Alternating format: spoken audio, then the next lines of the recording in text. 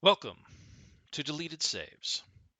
On this episode, I have some franchise suggestions.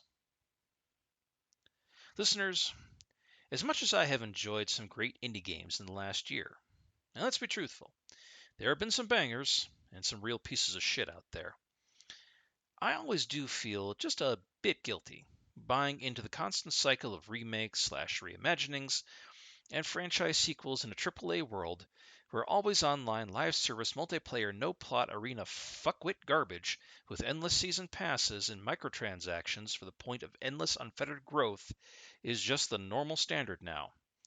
And I feel I have no choice between Battle Pass and Season Pass when both can kiss my ass, and game studio mergers that are beginning to look a lot like the hot gay economic wedding between Henry Ford and John D. Rockefeller. So I've been thinking about what could be done that might change up the formula a bit. Maybe some licenses could be thrown into the mix to shake things up a tad. That's right, I said licenses. No need for anyone to think up something new from scratch, but what could possibly sell a game or two? Let's get into that with today's topic of franchise suggestions. Now, I do realize that this is a completely fantastical prospect. I don't work in games or have any industry connections and never will. Mostly because I kind of don't want them, and the inroads for someone like me is through games journalism, and y'all know how poorly I view that whole topic by now. But still, if we're going to dig up some graves for games content, I can at least throw in some golden shovels for the developers. First, let's delve back into the worlds created by Robert E. Howard. Now, we have, every so often, gotten a game based directly on Howard's most famous creation, the original barbarian warlord, made king by his own hand, Conan the Cimmerian. Conan is the reason we have games like Golden Axe or, well, Conan Exiles. And any other modern barbarian in fiction you've ever heard has some sort of Conan DNA to it. Giant sword, leather underwear, huge muscles, yet somehow dumb as shit despite the fact that the actual Conan is quite articulate and educated, just blunt. And yes, I am aware, comic book one-man writing monolith, so far up his own ass he can see the back of his own molars, Alan Moore did write a Takedown Theater article about Howard being a mama's boy who killed himself after her death, and how his greatest character should have been named Conan the Rapist, in what can only be the biggest TLDR did not do the homework and missed the point of the article since Dave Sims tangents. And if you want to read the archetype for a comic book author outing himself as a gigantic festering asshole publicly, then read that swill. Despite ideas like that, the legacy of Conan has endured. But Howard wrote a number of characters during his time on this earth, getting published between the 1920s and 1930s pulp era magazines like Weird Tales. First among them is Solomon Kane, the violent Puritan fencer and warrior, traveling the world killing pirates, scoundrels, and literal demons in the need to bring justice and God's law to the heretics. Were there racism issues? Yep, sure were. That happened in a lot in that time period. And us trying to rewrite history to fit our modern sensibilities isn't going to change that, nor is ignoring it. Kane faces literal vampires, evil sorcerers, serial murderers, and pirates with two smoking flintlocks, his blade, and determination, along with what turns out to be the cat-headed staff once wielded by biblical hero/God's only approved magician, King Solomon, that was gifted to him by an African shaman. These are action horror titles where Kane is usually beaten bloody by the end, but stands as the only survivor atop a mountain of bodies. Solomon Kane would be a fantastic survival or action horror title and protagonist, equally appealing to Witcher fans, Doom fans, and Resident Evil fans alike. Also from Howard's stable comes Kull, King of Atlantis, and by the author's own admission, Conan 1.0. Kull is somehow even more sword and sorcery than the whole genre itself, fighting his way through worlds that were lost and mere legend even before ancient Greece rose to prominence, and touching on dreamscapes reminiscent of H.P. Lovecraft's own Dream Quest of Unknown Kadath. quite fitting, since Howard and Lovecraft were contemporaries and often corresponded by mail. Kull is somehow a combination of Indiana Jones and Kratos from the God of War franchise, equal parts philosopher, explorer, and war god. A game based on Kull would be a big production beat 'em up and side quest galore filled game where Kull seeks hidden wisdom and artifacts while slaughtering things out of myth and nightmare for the overall goal of defending his throne and his people from the sorcerer kings intent on crushing his kingdom and enslaving his people. Sounds like fucking game's gold to me. And lastly, from the Howard files, we touch upon Howard-inspired character named Red Sonja, the red-haired 36 Double D chainmail bikini answer to his own Conan the Barbarian. Red Sonja was inspired by a character Howard created in the short story Red Sonja of Rogatino, but it was taken by Marvel Comics creators Roy Thomas and Barry Windsor Smith in 1973 and made her own bloody archetype. Red has had her own movie starring Brigitte Nielsen back in the 80s, even getting Arnold Schwarzenegger to join the cast as a Conan-like barbarian warrior, wink wink, and has for decades been slaying her way through legions of thugs and monsters while being her own feminist icon. Her character was revived by writer Gail Simone in 2013, and since then writers including Amy Chu, Amanda Conner, and Jimmy Palmiotti have continued her adventures. Red Sonja, for gamers, is a combination of Lara Croft and Senua from the Hellblade games. Red absolutely deserves her own game, in a world where Marvel characters have been successful as video games for decades. And done well, I'm very sure people would love her ongoing adventures. Blood and guts and big tits do sell, after all. Hey, Witcher fans, want some more of the dark, seedy, anti-hero sword and sorcery fantasy shit we all love? Then may I present to you Elric of Melnibone by Michael Moorcock, who, by the way, even gets called the White Wolf, and Fafhrd and the Grey Mouser by Fritz Leiber. Elric is a sickly king that uses drugs to keep himself young and strong, but is highly educated and sees his world falling apart to the greed of humans, and the hatred of his own people's evil gives him a conscience. Elric is a sorcerer and summoner, and his weapon of choice, the sword Stormbringer, gives Elric strength to do away with drugs, but must be fed on intelligent souls to keep Elric going. And the tales are of how, despite best intentions, Elric and all he loves is destroyed. Fafhrd and the Grey Mouser are two thieves and mercenaries, and they care little for who hires them, as long as they have coin to feast, brawl, drink, wench, and gamble in a world where cynicism and murder are the order of the day. But somehow the two remain humane and are real adventurers. Does any of this sound familiar? It absolutely fucking should if you ever played any Warhammer 40k or any of the Witcher games, or Cyberpunk 2077, despite the latter's reliance on Willie Gibson's writing. This shit is the core of grimdark or cynical fantasy. Hey developers, want to try and take on CD Projekt? Well, the shit's right there. Obviously they and the original author, Andrzej Sapkowski, ripped off this series, so why not just present the originals to players worldwide? We do not often see detective games as a genre, but there are some great pulps to draw on.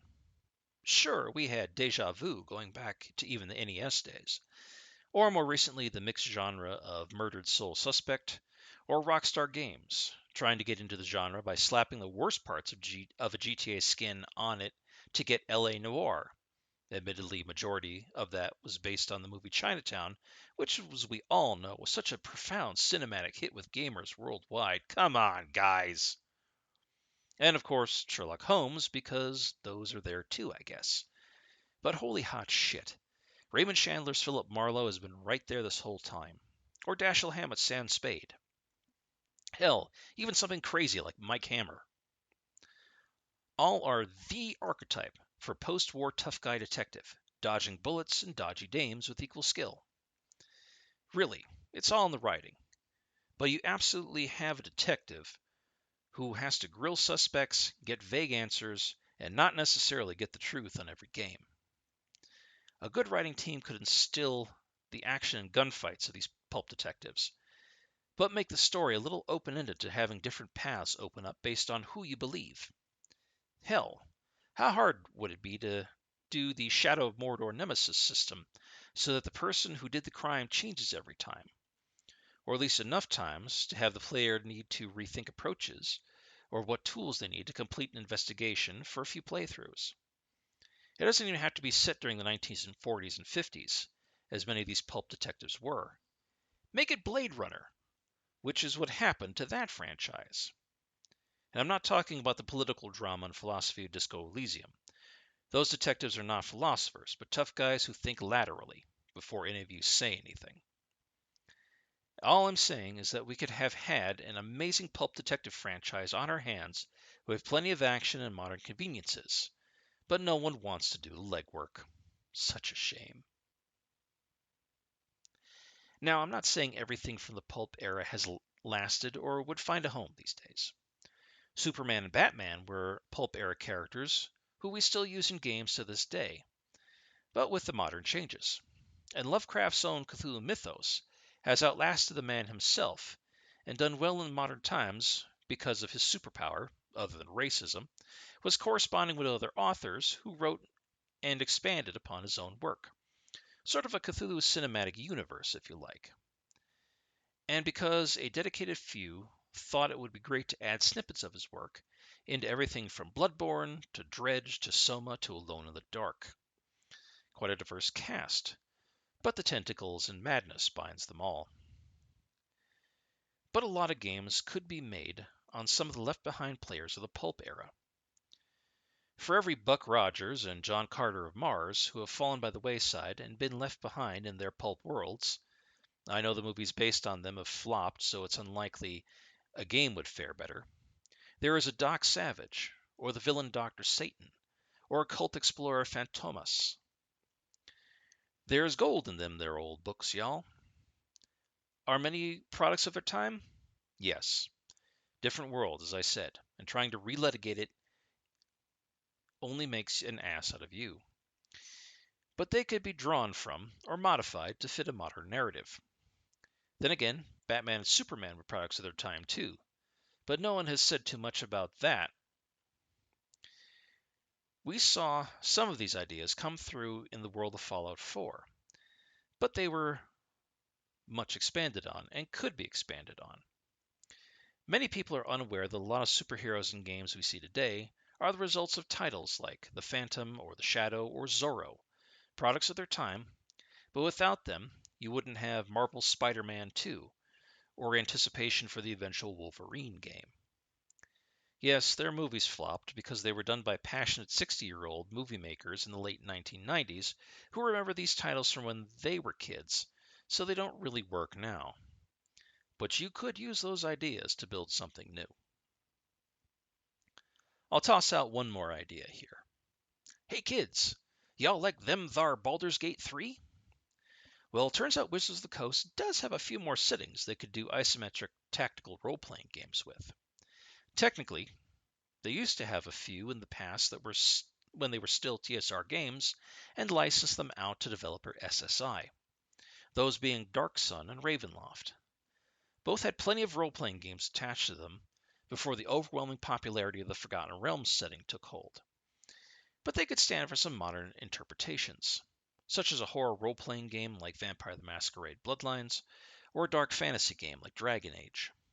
Hell, speaking of pulp noir fantasy, Wizards of the Coast even has Eberron, which could easily have been Pillars of Eternity. Now, for those not in the know, Hasbro, who owns Wizards of the Coast, have decided to cancel all video games in production for the Dungeons & Dragons license, except Baldur's Gate 3, because it was an outside developer Larian Studios working on it, and they threatened to sue. Mostly because Hasbro thinks D&D doesn't make enough perpetual product license money, and it needs to be in every home the same way Monopoly is. Funny enough, similar to the mistakes original creator Gary Gygax, Scumbag owners Kevin and Brian Bloom, and the witch who was Lorraine Williams, all made with the D&D property before TSR collapsed and got sold to its competitor Wizards of the Coast. And seriously, folks, read Ben Riggs' Slaying the Dragon for more on this. It's wild. So they are not willing at this time to develop any more D&D based games. But of course, they are fucking morons and leaving money on the table. And I know Obsidian is doing their own thing, but they could use another big name hit before Microsoft invariably shuts them down and forces those who survive the layoffs to work at Bethesda on Elder Scrolls 7: The Search for more money. Personally, I see this as a fruitful marriage of convenience, but others may disagree. But hardly do I care if they do. Someone may want to look into grabbing one of these licenses to develop once Hasbro burns Wizards of the Coast to the ground, and the future holders of D&D need cash to rebuild. Now, I know all that this is an impossibility, as I stated earlier. The nature of the business of games really makes it so that trying to use a property owned by others usually leads to lawsuits and cancellations, or companies arguing over who owns what and how they can use it or monetize it further beyond its original scope. For example, just look at anything and the mess Warner Brothers Games has made out of absolutely everything they have touched, such as Batman or Lord of the Rings or Mad Max. But let's be honest, we need some fresh ideas. As an informed fan, the industry is heading towards another great crash, especially in the AAA sphere. Sometimes those fresh ideas might need to come from properties that have been sitting around for some time untouched. Others, well, might be a great way to spread the word or offer an education to players, especially younger players, who do not know where the ideas they have been playing with came from. Or maybe I'd just like to see them and see how the developers interpret these worlds presented in these other properties when they don't have to make them up from whole cloth. Like I said, these are just suggestions. And we all need the ideas we can get before we are buried under endless remakes. Thank you for listening. Deleted Saves would like to thank Brad, Keith Gasper, Orden Wells, and Mass Llama for being patrons of the show. If you would like to become a patron of the show, please go to patreon.com and check out Deleted Saves podcast. All donations go directly towards maintaining the show itself. Thank you.